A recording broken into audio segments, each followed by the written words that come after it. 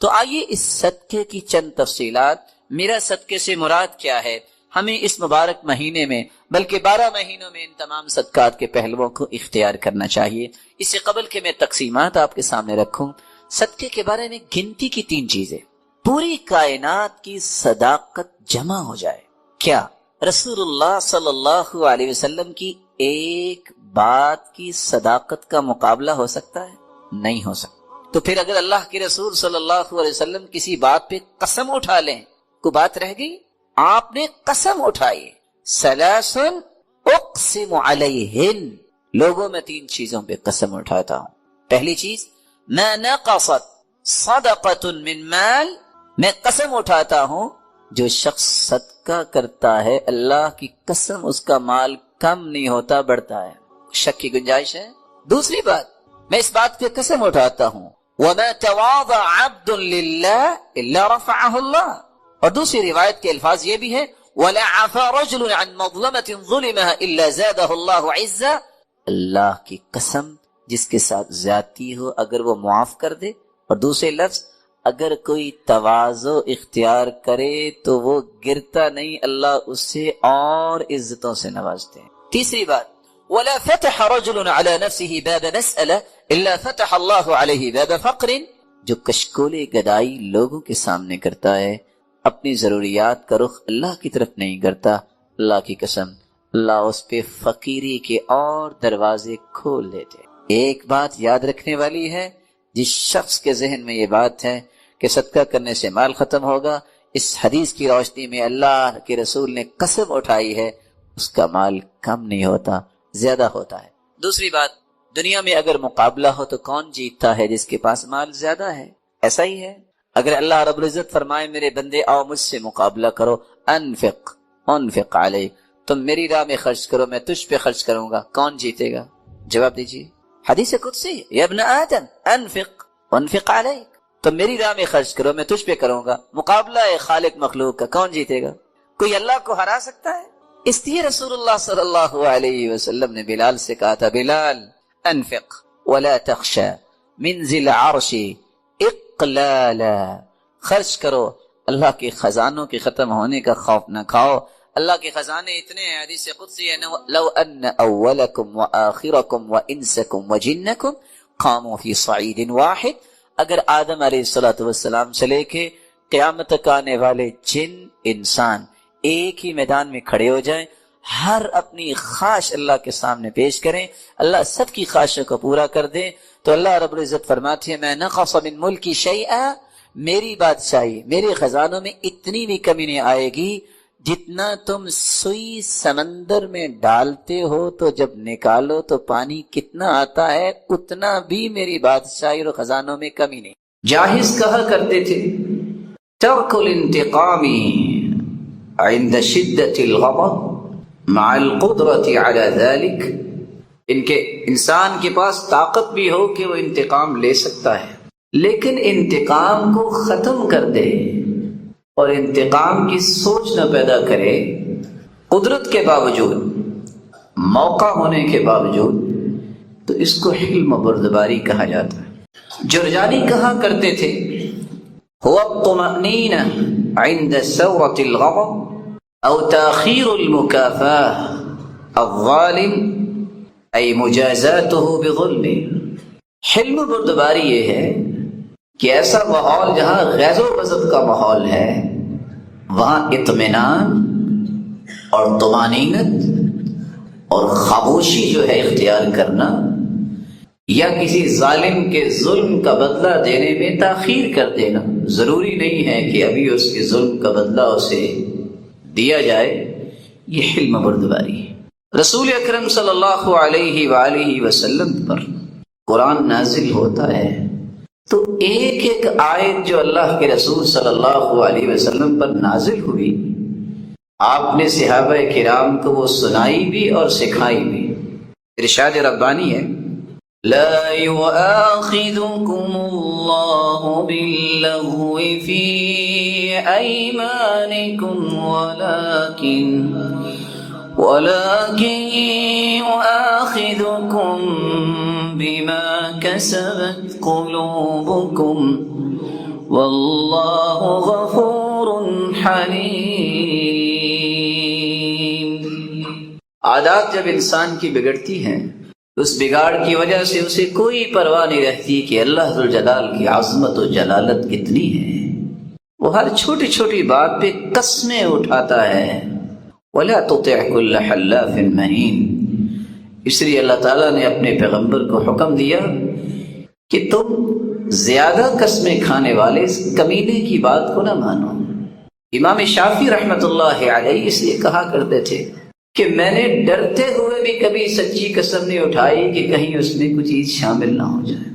سلف صالحین اس بات میں اس لیے بہت احتیاط برتا کرتے تھے، بلکہ ان کا امتیاز یہ تھا ان کی عام بات بھی اس قدر سالڈ ہوتی، اس قدر ان کی طبیعتیں ریلائبل تھیں کہ قسم کھانے کی ضرورت نہ پڑتی۔ اللہ ذوالجلال اگر چاہتے تو اس پر بھی مواخذہ کر سکتے تھے، لیکن یہ اس کا حلم ہے کہ اللہ ذوالجلال نے اس کا مواخذہ نہیں کیا۔ اور قرآن مجید میں جو اللہ ذوالجلال نے یہ خوشخبری سنائی ہے، کتنی بڑی خوشخبری ہے۔ وَرَبُّكَ الْغَفُورُ ذُو الرَّحْمَةِ لَوْ يُؤَاخِذُهُم بِمَا كَسَبُوا لَعَجَّلَ لَهُمُ الْعَذَابَ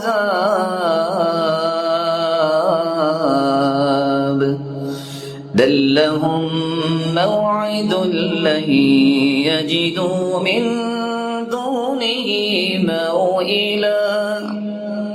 میرے محبوب تیرا رب بڑی ہی مغفرت والا ہے اور بڑی ہی رحمت والا ہے۔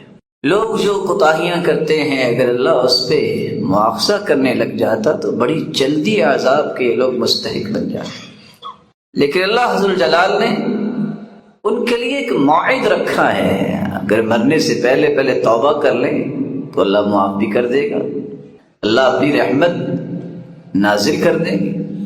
لیکن اگر موقع ملنے کے باوجود بھی وہ اللہ سے توبہ نہیں کرتے تو جو اللہ نے موعد اور وعدہ دیا ہوا ہے کہ قیامت کو میں بدلہ دوں گا، وہاں ان کا کوئی مددگار نہیں ہوگا، وہاں تو ان کو عذاب ملے گا ہی ملے گا۔ اس لیے اللہ ذوالجلال سے شعور لا شعور میں کیے ہوئے اعمال کی توبہ ہر وقت کرنی چاہیے، اور یہ دعا کرنی چاہیے کہ میرے مالک میں ان گناہوں سے بھی توبہ کرتا ہوں جس کو میں نے گناہ نہیں سمجھا اور مجھ سے سرزد ہو گئے، تو میری توبہ کو قبول فرما اور مجھے راہ راست نصیب فرما۔ امام غزالی رحمۃ اللہ علیہ کہا کرتے تھے الحلیم، اگر اس کا صحیح مفہوم سمجھنا ہے کہ الحلیم بردبار کون ہے، والذی یشاہد معصیۃ العصاة ویرى مخالفۃ الامر، یہ وہ ہستی ہے جو گنہگاروں کے گناہوں کو دیکھتی بھی ہے، مشاہدہ بھی کرتی ہے، اس کے احکامات اور اوامر کی مخالفت بھی لوگ کرتے ہیں، لا یعتریہ غیظ، لیکن وہ غصے میں نہیں آتے، اور نہ ہی وہ ہستی فوراً ان کو دردناک عذاب دیتی ہے بلکہ مہلت دے دیتی۔ اللہ ذوالجلال نے اسی لیے تو فرمایا وَلَوْ يُؤَاخِذُ اللَّهُ النَّاسَ بِظُلْمِهِمْ مَا تَرَكَ عَلَيْهَا مِن دَابَّةٍ، اگر لوگوں کے ظلم و زیادتی کا بدلہ انہیں دنیا میں مل جاتا تو کوئی انسان روئے زمین پہ نظر ہی نہ آتا۔ یہ اس کی رحمت ہے، یہ اس کا عدل ہے، یہ اس کا حلم ہے، اس کی بردباری ہے کہ بہت سارے گناہوں کو دیکھنے کے باوجود بھی مہلت دیتا ہے۔ رسول اللہ صلی اللہ علیہ وسلم نے اس لیے فرمایا تھا ما احد اصبر على اذى سمعه من الله يدعون له الولد ثم يعافيهم ويرزقهم، صحیح بخاری کی روایت ہے 7378۔ اللہ سے بڑھ کے کون ہے جس کی صبر کے بارے میں دلیل دی جا سکے؟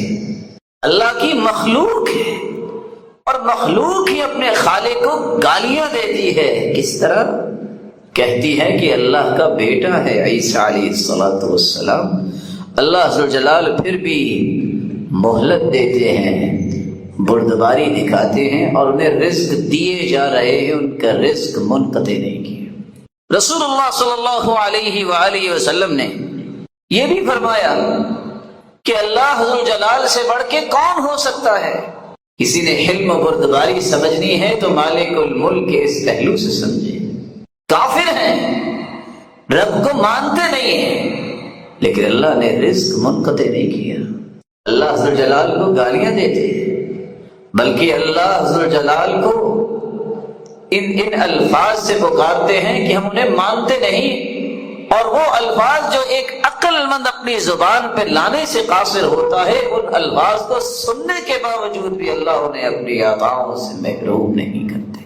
رسول اللہ صلی اللہ علیہ وآلہ وسلم کے پاس ایک شخص آ جاتا ہے اور آ کے کہتا ہے ارأیت من عمل الذنوب كلها ولم يترك منها شيئا وهو في ذلك لم يترك حاجة ولا داجة۔ اللہ کے رسول ایک سوال کرنے آیا، آپ کا کیا خیال ہے اس شخص کے بارے میں جس نے گناہوں میں سے کوئی گناہ نہ چھوٹا چھوڑا ہو، نہ کوئی صغیرہ گناہ چھوڑا ہے، نہ کوئی کبیرہ گناہ چھوڑا؟ فهل لذلك من توبہ؟ اللہ کے پیارے پیغمبر، کیا اس کی بھی توبہ ہوگی؟ قال فهل اسلمت؟ یہ بتاؤ تم مسلمان ہو؟ قال اما انا فاشهد ان لا الہ الا اللہ وانک رسول اللہ۔ اللہ کے رسول، میرے سوال کے جواب میں جو آپ نے فرمایا ہے کہ مسلمان ہو، تو میں گواہی دیتا ہوں کہ اللہ کے سوا کوئی عبادت کے لائق نہیں اور آپ اللہ کے سچے رسول ہیں۔ قال تفعل الخيرات وتترك السيئات فيجعلهن الله لك خيرات كلهن۔ جاؤ نیکیاں کرتے رہنا اور آئندہ سے برائیاں نہ کرنا، اللہ تیری برائیوں کو بھی نیکیوں میں تبدیل کر دینے۔ قال وغدراتی وفجراتی، اللہ کے رسول، میرے فسق و فجور بھی معاف ہو جائیں گے، میرے غدر بھی معاف ہو جائیں گے؟ رسول اکرم صلی اللہ علیہ وسلم نے فرمایا نعم وغدراتک وفجراتک۔ قال اللہ اکبر فما زال يكبر حتى توارى۔ اس خوشی سے وہ بوڑھا انسان جو کتنا بڑا غم سر پہ لے کے آیا تھا، اور اللہ کے رسول کے 3 جملوں نے اس بوجھ کو ختم کر دیا کہ اگر تم سچی توبہ کر لو اور نیکیوں کے لیے کمر بستہ ہو جاؤ اور برائیوں کے قریب نہ جاؤ، اللہ عز و جلال تیری برائیوں کو بھی نیکیوں میں تبدیل کر دیں گے۔ تیرے فسق و فجور کیا، تیرے غدر اور دھوکے کیا، سب اللہ عز و جلال معاف کر دیں گے۔ اور وہ شخص یہ کہتا کہتا ہی اللہ اکبر اللہ اکبر، اللہ بہت بڑا ہے، یہ کہتے کہتے وہاں سے روانہ ہو گئے۔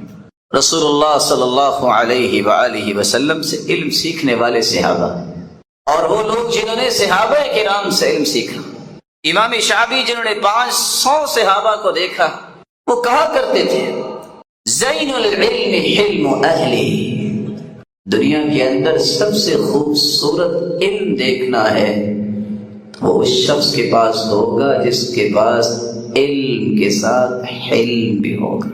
حسن بصری رحمۃ اللہ علیہ سے فرمایا کرتے تھے اطلبوا العلم وزینوه بالوقار والحلم، علم ضرور سیکھو، لیکن علم کی روشنیاں اس وقت بکھرتی ہیں جب علم کے ساتھ انسان کو وقار مل جائے، سنجیدگی اور متانت آ جائے، اس کے اندر ٹھہراؤ آ جائے، اس کے اندر مزہ بن آ جائے۔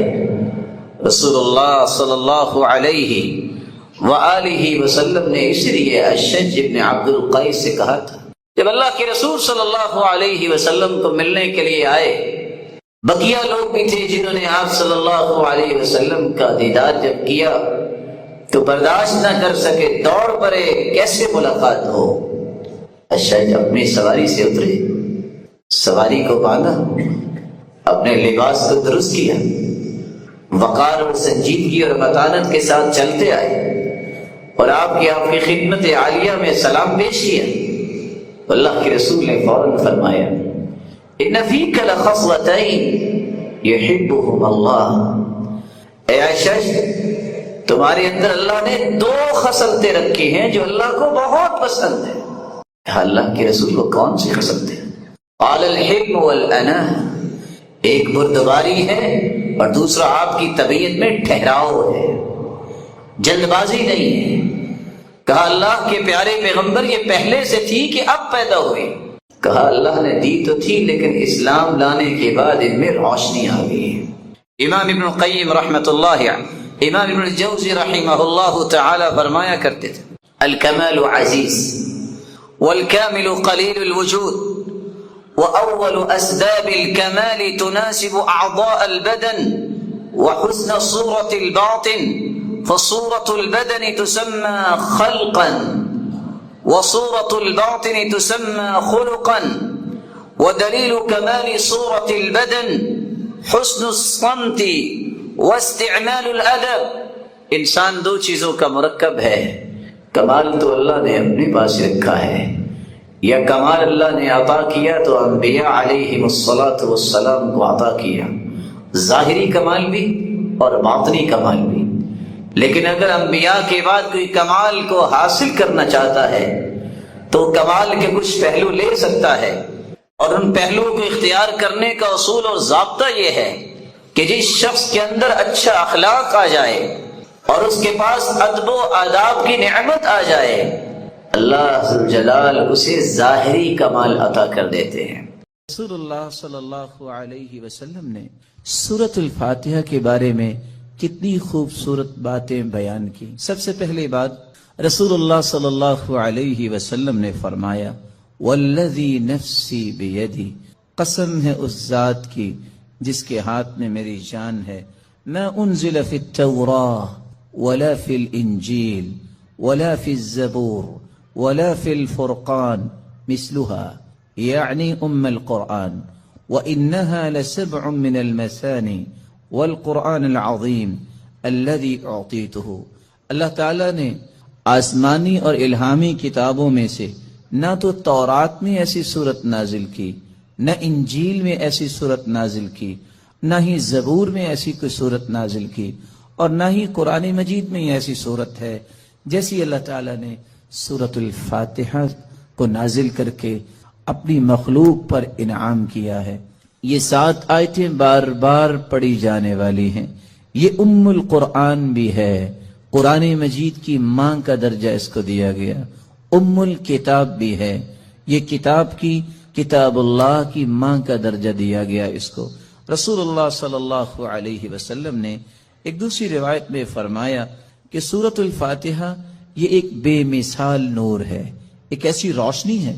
سیدنا عبداللہ ابن عباس رضی اللہ تعالی عنہ بیان کرتے ہیں بینما جبریل قاعد عند النبی صلی اللہ علیہ وسلم سمع نقیضا من فوقه فرفع رأسه فقال، رسول اللہ صلی اللہ علیہ وسلم کے پاس جبریل امین تشریف فرما تھے، اچانک سے ایک آواز آئی، رسول اللہ صلی اللہ علیہ وسلم نے اپنا سر مبارک اٹھایا اور پوچھا یہ آواز کیسی ہے؟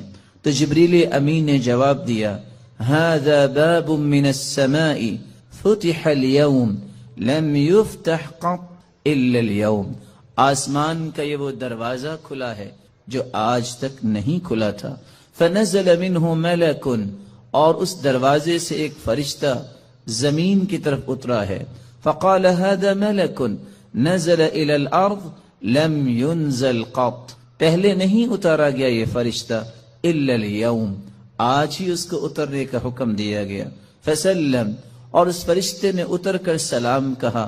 وقال ابشر بنورین، اے اللہ کے محبوب 2 روشنیوں کے لیے، 2 روشنیاں اور 2 نوروں کے ساتھ آپ کو خوشخبری دینے آیا ہوں۔ اوتیتہما لم یؤتہما نبی قط قبلک، ایسے نور جو آپ سے پہلے کسی نبی کو عطا نہیں کیے گئے۔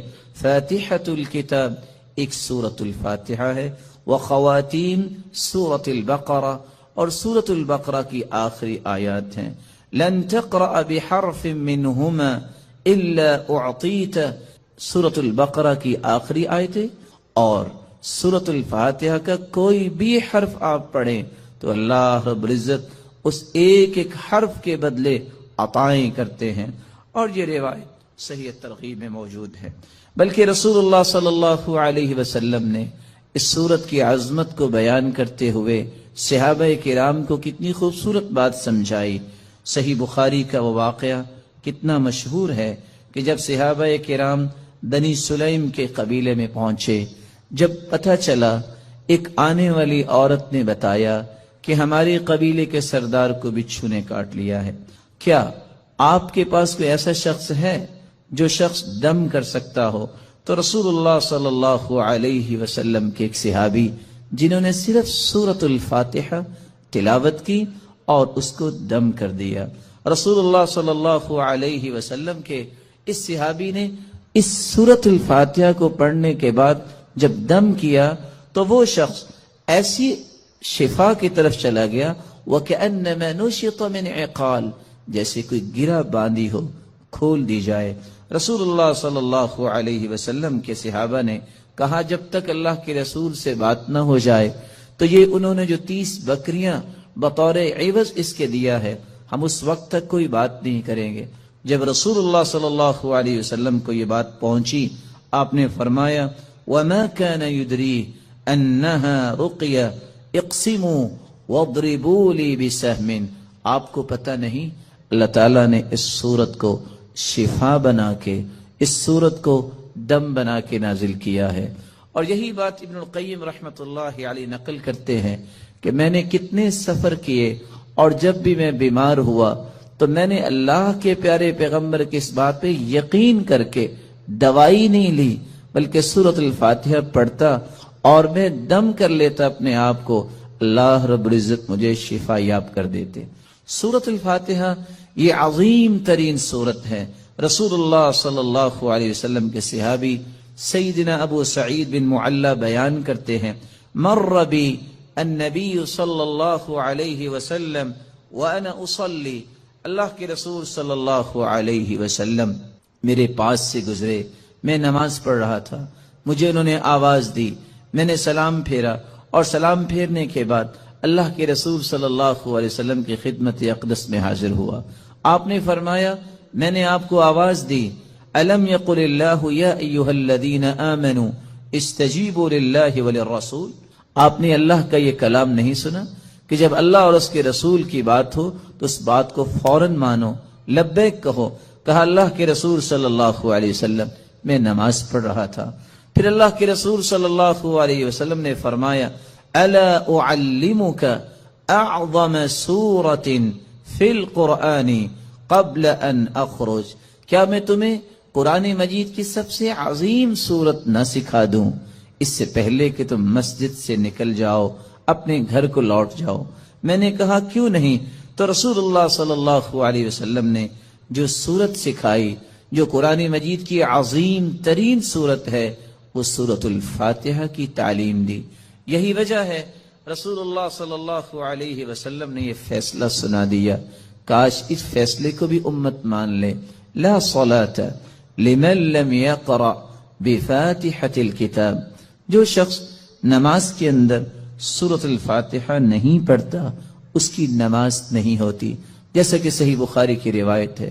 اور صحابی تو بیان کرتے ہیں عبادہ بن صامت رضی اللہ تعالی عنہ کہ فجر کی نماز ہم نے پڑھی اللہ کے رسول صلی اللہ علیہ وسلم کے پیچھے، جب رسول اللہ صلی اللہ علیہ وسلم قرآن کی تلاوت کر رہے تھے، فثقلت علیہ القراءۃ، قرات آپ پہ بوجھل ہوئی، رسول اللہ صلی اللہ علیہ وسلم نے سلام پھیرا اور سوال کیا لعلکم تقرؤون خلف امامکم، کیا تم امام کے پیچھے بھی پڑھتے ہو؟ تو صحابہ کرام نے کہا جی ہاں۔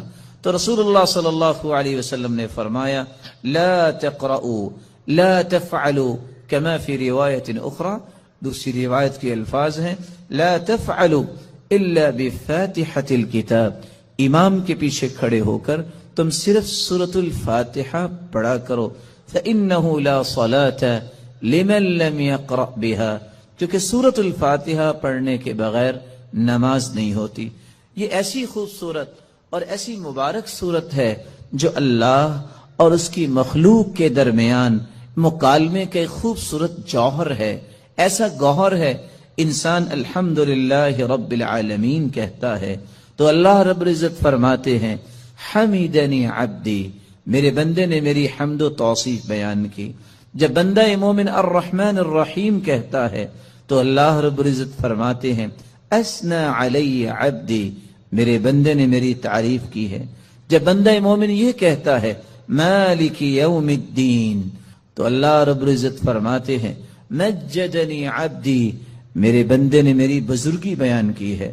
جب انسان بندہ مومن یہ کہتا ہے ایاک نعبد و ایاک نستعین، تو اللہ رب العزت فرماتے ہیں ھذا بینی و بین عبدی ولعبدی ما سأل، یہ میرے اور میرے بندے کے درمیان ہے، جو کچھ بھی میرا بندہ مانگے گا میں اسے عطا کروں گا۔ تو اللہ رب العزت کے ساتھ ہم کلام ہونے کا یہ خوبصورت ذریعہ ہے۔ تو آئیے اس سورت کی طرف چلتے ہیں اور اس کے معانی کو سمجھنے کی کوشش کرتے ہیں۔ بسم اللہ الرحمن الرحیم، الحمد للہ رب العالمین۔ الحمد، تمام تعریفیں، للہ، اللہ کے لیے ہیں، رب العالمین، جو تمام جہانوں کا رب ہے، الرحمن الرحیم، جو بہت مہربان ہے، الرحیم، نہایت رحم کرنے والا ہے، مالک یوم الدین، مالک ہے یوم الدین، بدلے کے دن کا، جزا کے دن کا۔ ایاک نعبد و ایاک نستعین، ایاک نعبد، ہم عبادت کرتے ہیں صرف تیری ہی، و ایاک نستعین، اور ہم مدد چاہتے ہیں صرف تیری ہی اے اللہ۔ اہدنا الصراط المستقیم، ہدایت دے ہمیں، الصراط المستقیم، سیدھے راستے کی، صراط الذین انعمت علیہم، راستہ ان کا جن پر تو نے انعام کیا، غیر المغضوب علیہم، نہ کہ ان کا راستہ جن پر غضب کیا گیا، ولا الضالین، اور نہ ان کا راستہ جو گمراہ ہوئے۔ رسول اللہ صلی اللہ علیہ وسلم کے فرامین کی روشنی میں اس سورت کی 5 باتیں ہمیں یاد رکھنی چاہیے۔ جب رسول اللہ صلی اللہ علیہ وسلم نے فرما دیا کہ سورت الفاتحہ کے بغیر نماز نہیں ہوتی، تو بندہ مومن کو یہ یقین کر لینا چاہیے، آپ کو 10 دلائل کوئی پیش کر دے، آپ کو 10 کو دلائل پیش کر دے، جب تک سورت الفاتحہ آپ نہیں پڑھ لیتے، کبھی بھی اس بات پہ اطمینان نہ کیجئے گا کہ میری نماز مکمل ہوئی ہے یا نہیں۔ مکمل اس وقت ہوگی جب سورت الفاتحہ کی تلاوت کی جائے گی۔ رسول اللہ صلی اللہ علیہ وسلم کے فرامین کی روشنی میں دوسرا پیغام میرے اور آپ کے لیے یہ ہے کہ یہ سورت شفا ہے، یہ سورت دم ہے، اپنے آپ کو بھی اور اپنی اولاد کو بھی دم کیا کرے، اور اس کے لیے سورت الفاتحہ سے بڑھ کر کوئی نسخہ کیمیا، کوئی تریاق نہیں۔ تیسرا پیغام اس سورت کا جو مجھے اور آپ کو سمجھنا ہے کہ اللہ کی تعریف اللہ کو بہت پسند ہے۔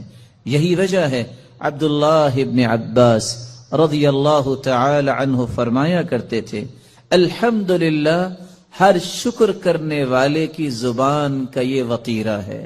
الحمدللہ، سب سے پہلے آدم علیہ السلام نے جو کلمہ اللہ نے جب انہیں پیدا کیا، روح ڈالی، تو سب سے پہلا کلمہ جو ان کی زبان پہ آیا وہ الحمدللہ تھا۔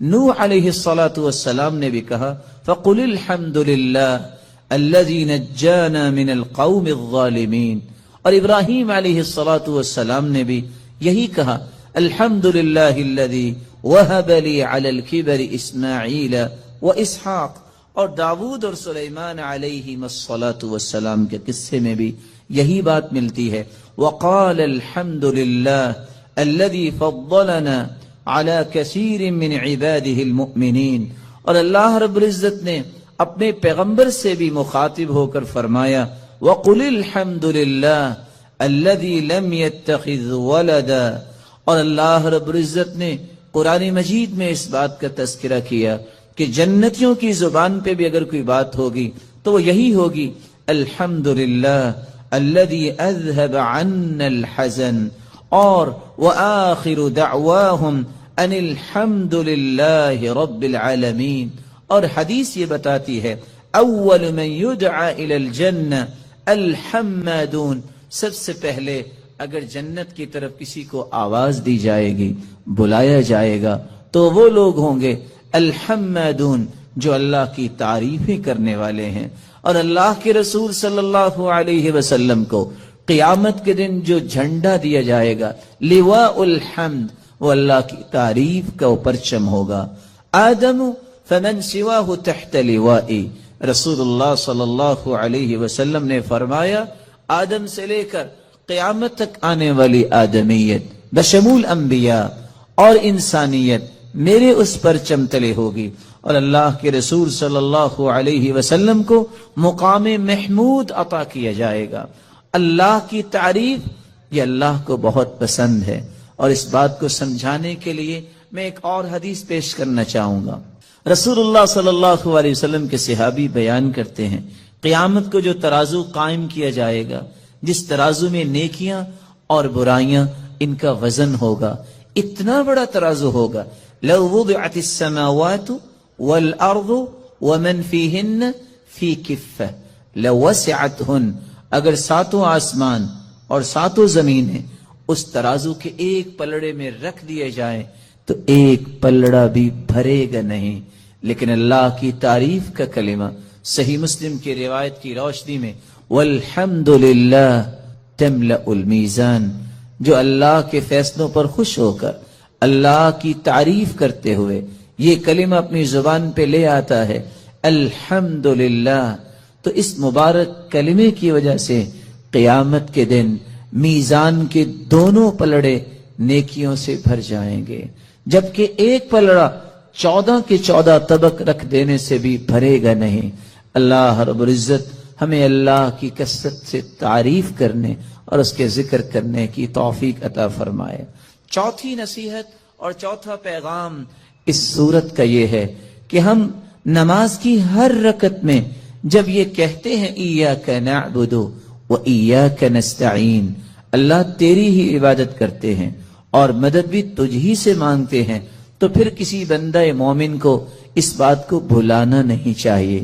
وہ زندگی کے ہر حصے میں یہی کہے میرا رکوع، میرا قیام، میرا سجدہ، میری دعا، میری نظر و نیاز اور میرا توکل، میری انابت، میرا رجوع، ہر وہ چیز جو عبادت بن سکتی ہے وہ صرف ایک اللہ کے لیے ہے، اس کو بھلائے نہیں، اور مدد مانگتے وقت بھی اس حدیث کو بھی نہ بھلائے اور اس اقرار کو بھی نہ بھلائے فَإِذَا اسْتَعَنْتَ فَاسْتَعِنْ بِاللَّهِ، جب بھی تم مدد طلب کرو تو اللہ سے مدد طلب کیا کرو۔ پانچواں پیغام جو بالکل بھلانے والا نہیں، اور یہ بہت خوبصورت پیغام ہے اس سورت کا، کہ جب ہم مانگتے اللہ تعالیٰ سے یہ ہیں کہ اللہ ہمیں صراط مستقیم نصیب فرما، اور یہ وہ صراط مستقیم ہے جو اللہ تعالیٰ نے اپنے انعام یافتہ لوگوں کو عطا کیا، اور انعام پانے والے لوگ کون ہیں؟ اولئک الذین انعم اللہ علیہم من النبیین والصدیقین والشہداء والصالحین۔ وہ انبیاء کا راستہ ہم مانگتے ہیں، صدیقین کا راستہ مانگتے ہیں، شہداء کا راستہ مانگتے ہیں، صالحین کا راستہ مانگتے ہیں۔ وحسن اولئک رفیقا، ان سے بڑھ کے خوبصورت رفاقت کس کی ہو سکتی ہے؟ اتنی سعادت کہ ہم مانگتے ہیں اے اللہ قیامت کے دن انبیاء کی صف میں ہمیں بھی کھڑا فرما، شہداء، صالحین اور نیک لوگوں کا ساتھ نصیب فرما، لیکن ساتھ اس بات کا مطالبہ کرتے ہیں اللہ ہمیں یہودیوں کا راستہ، عیسائیوں کا راستہ، مغضوب علیہم یہود ہیں، الضالین عیسائی ہیں، وہ لوگ جن پہ اللہ کا غضب ہوا کیونکہ انہوں نے اللہ کی کتاب کو ٹھکرا دیا اور علم سیکھنے سے ہی اپنے آپ کو دور رکھا۔ عیسائیوں کو کیوں ضالین کہا گیا؟ یہ کیوں گمراہ ہیں؟ پڑھنے کے باوجود انہوں نے عمل کرنا پسند نہیں کیا۔